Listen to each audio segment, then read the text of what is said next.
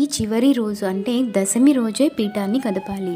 మనకి ఈ సంవత్సరం అక్టోబర్ 12 శనివారం విజయదశమి వచ్చిందండి.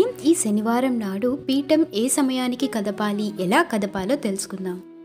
9 రోజులు షోడశోపచారాలతో ఆ అమ్మవారిని పూజించుకున్న వాళ్ళు శనివారం అంటే దశమి రోజు ఉదయం కూడా షోడశోపచారాలతో ఆ తల్లిని పూజించుకోవాలండి.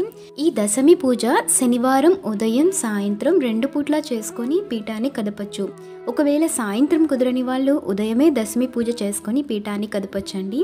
ఉదయం కుదరకపోతే సాయంత్రం 5 గంటల అంటే 5:30 లోపు చీకటి పడక ముందే అమ్మవారికి దశమి పూజ చేసుకొని పీఠాన్ని కదపాలి. ఈ చివరి రోజు ప్రత్యేకించి అమ్మకి మహా నైవేద్యం ఉండాలండి. మామూలుగా మనం 9 రోజులు ఒక్కొక్క రోజు ఒక్కొక్క నైవేద్యం వండి పెడతాం కదా. వీలైతే చివరి రోజు అమ్మవారికి అన్ని రకాల పిండి వంటలు నైవేద్యాలు వండి